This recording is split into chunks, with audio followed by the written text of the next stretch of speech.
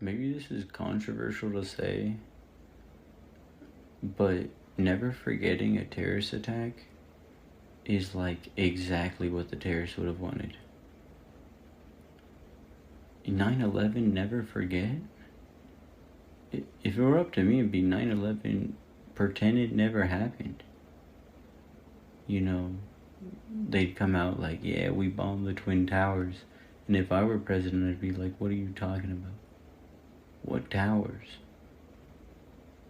What towers? What are you talking about? Oh man, no loud ass machinery. This shit's gonna be easy. Easy money. Sir? Yes, sir. How can I help you? I shit on the walls. What? I shit on the walls. What does that mean? Is that a code for something? I couldn't make it to the bathroom, so I shit on the wall. Why on the walls, brother? I couldn't make it to the bathroom. You gotta clean it up. What? I shit on the walls.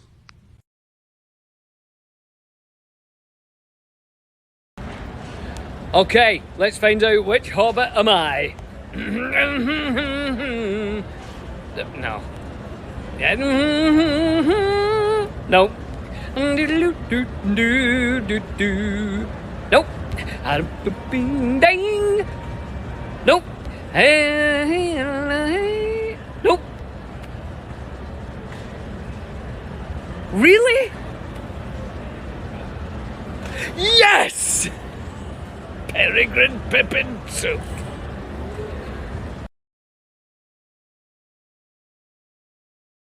Anna. Yes. Someone who is slowly but surely turning into an Animal Crossing character. Yeah, so I was at the supermarket the other day. I saw my friend in here. I completely forgot his name. And I forgot his name completely. And it was so much. And then I was like, okay, sorry, I need to get listen to this. I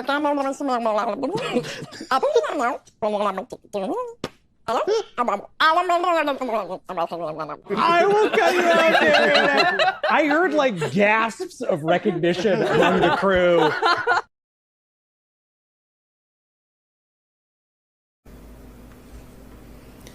You better fix my entire life, you little shit. Videos featuring Africans have become especially popular. Lots of them show young kids standing around a blackboard, shouting greetings in Chinese. The content can be innocent enough, but some of them are, well,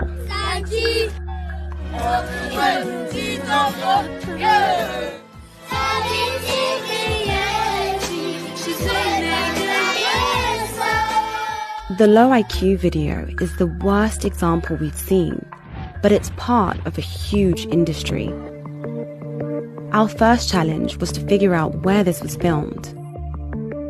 By scanning hundreds of similar videos for clues, we managed to pin the low IQ video to a country, Malawi, and even to a village, Njewa, just outside the capital, Lilongwe. Armed with this information, Malawian journalist Henry Mahango set off for the village. Sure enough, he found a Chinese man making videos with kids. The locals called him Susu. He was paying the kids about $50 a day to perform, including on days when they were supposed to be in school. While Henry was investigating on the ground, I was still following the clues online. We found 2 social media accounts that were regularly posting videos from the same village featuring the same man. On one of them, we found a photo of an ID card indicating that the man's real name was Lu Ke. Shushu, which means uncle in Chinese, was just a nickname that Lu Ke used with the kids. Uncle and Susu. So is this guy Susu the one who made the low IQ video? In an effort to find out more about Susu, Henry and I set off for another village, Kamwendo, where he'd spent several years making videos with local kids. I was keen to speak to the family of one young boy in particular. He was a prolific performer in Susu's videos. known across Chinese social media as Xiao Gula. He was a cute kid, such a natural performer that he became a poster boy for the industry. Even now, you can see him giving the thumbs up in adverts for Chinese blessing videos. It didn't take long to find Xiao Gula and his mum. The boy's real name is Bright. He's now 6. Can you tell us anything about Shushu? I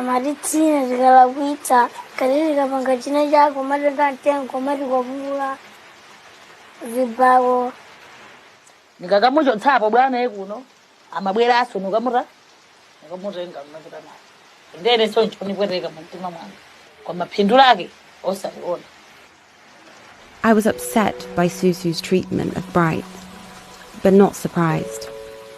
Again and again, he'd used these kids as props for his own ego, as poverty porn, as commodities that could be made to sing and dance for profit. We'd learned a lot about Susu and how he worked. Now, it was time to find out if he'd made the low IQ video. We asked the Chinese colleague, Paul, to arrange a meeting and wear a hidden camera. Posing as a businessman wanting to commission some video ads, Paul got Susu talking about the industry. 你不要对他嘻嘻哈哈，就是说怎么很好的朋友，到最后千万不要可怜他们，你要记住这个东西，千万不要可怜他们，不管是他们家里怎样了，不要可怜他们，这是最主要，你把这句话放在心里，对待黑人，行了。In another meeting, Paul showed him the low IQ video and asked if he made it. 这个，这是我的，这个是你的。He said this was mine. 这个是你的。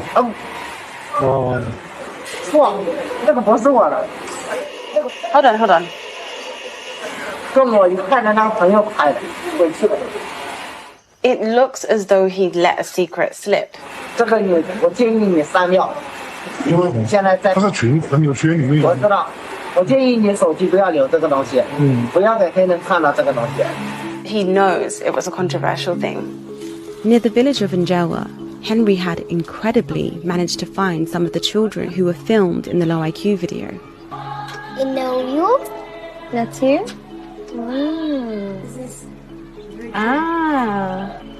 We sat with one of the fathers and one of the grandmothers to tell them how Susu was making money with these videos, and to translate for them the racist words that their children had been told to repeat. Yellow cow. Natidavurika nawo kubereka kulera te munthu wina akangochoka uko kumadzapanga bizinesi anawo wasalupirako vimene avakuonetsa wanathuwa kuti ngovulika pakhomo pawo kunangofunika kuti munthu ameneyi atachoka dera linoli. It was time to speak to Susu ourselves. 哎，你好，你好。当地的小孩子们都叫你叔叔是吗？是的。那你在这里拍这些视频的原因是什么呢？因为想传播一种中国文化、音乐、舞蹈，这里都包括已经中国的文字、汉语，you know， 文字中国文字，还有可以唱中国歌，然后又跳舞，这个意思。他们说你曾经会打过小孩子们，打过小孩子，拥挤着手，对，我没有，没有是吗？对，这是一个误会。让这些小孩子们说我是黑鬼子上帝，这是你拍的吗？这不是我拍的，那真的不是我拍的。而且你要利用这些小孩子们，知道吗？这算是剥削，你知道吗？你要剥削这些小孩子们，这是对的吗？你说完了没有？我没有剥削他们。So it just feels like this isn't productive anymore. He's not going to admit anything else. The end of our investigation was bittersweet. Yes, we had disrupted one operation by one man. But this industry is still growing, with real kids like Bright being exploited every day for the entertainment of people far, far away. I be trying to run away from my bird, but he be flying too fast. Here, get right here.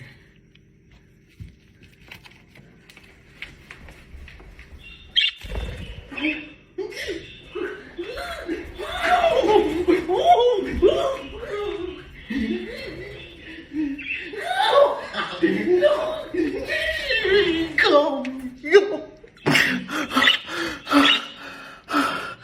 my God. Oh my God. I've never played tag with a bird. But him, I've been playing tag with him for a while. He's just fast. PSA to everyone out there. I'm speaking for myself, but I'm probably speaking for a large majority of other officers out there. If we're driving on the freeway in our police car, get the out of the way. Get the out of the way. If you merge and we follow behind you and we merge too, you're probably in trouble. The best way to find that out is get the out of the way. I can go 90 miles an hour. You can't. You can't do that. So get the out of the way. If us officers stay behind you long enough, we can find a reason to pull you over. So you might as well get the out of the way. Super simple. That's all. You're welcome. Okay, I've seen a couple of people do this online. I think I can do it faster. This is my attempt at recreating Crank That Soldier Boy from scratch, but as a speed run. Okay, I've been practicing for the last 2 hours. My goal is sub 35. 3, 2, 1, go.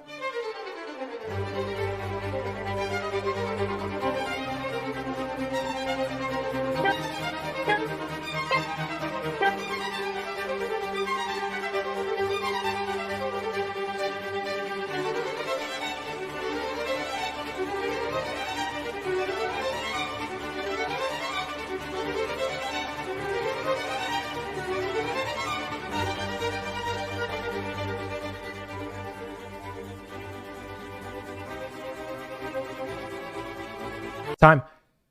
34.5. Let's go. Check it. Check it.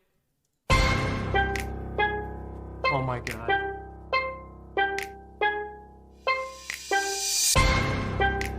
Sub 35, baby. Easy. Easy. It wasn't really easy. It took a long fucking time. Oh my God.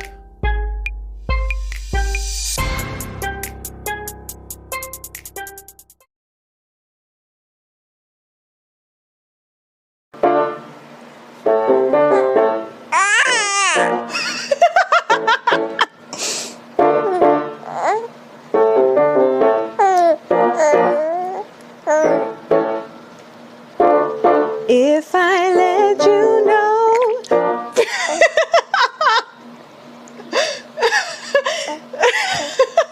I can't. Velveeta fudge from 1984. There are a lot of ways to make fudge, most of which aren't as problematic as this, but then again, who are we to fault the 80s? Start with a cup of butter in a heavy pan. I reckon this is a heavy pan. Heavy with the burden of whatever crime it is I'm going to commit. We melt that down with a half pound of Velveeta. Neither scientist nor scholar knows precisely what Velveeta is. It is the occult, the great unknown. Fire! Well, this is already critically disturbing. In goes half a cup of cocoa powder. It's cheesy. Next up is 2 pounds of powdered sugar. Hold on. Yes, I see. It's the whole bag. Now, I'm no mathematician, but I'm not sure how this whole bag's gonna fit in here, Mildred. Her name is Mildred. This is not gonna work. It's not. Oh, no way. Oh, it's alive. Ooh. Finally, you take off the heat and add in some Nilla. Oh, it's like a tumor. To the fridge. Ooh.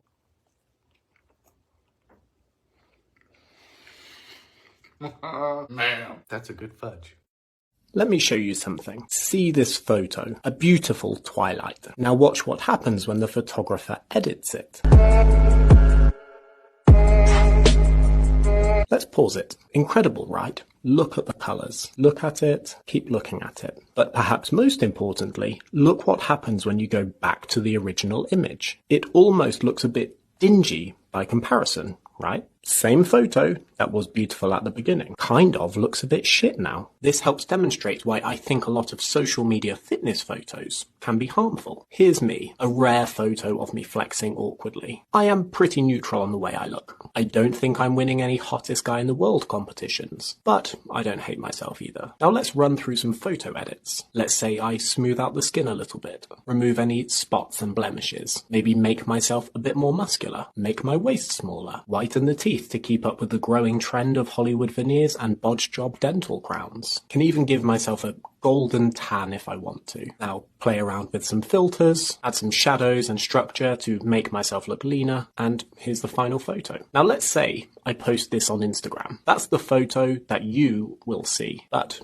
I don't look like that. You are looking at an illusion. You could argue that photography is all about art. And I agree, it isn't about being realistic. That's totally fine. But airbrushing used to be reserved for mainstream media. With social media, you are surrounded with filters, photo, and even video edits now. So what does that do to your self-esteem? Because if I look at this photo of me for long enough, the original photo suddenly looks a bit shit by comparison, even though I was perfectly content with it originally. So what happens when you are surrounded by edited images all the time? If you are struggling with your own body image, maybe it's just something to think about.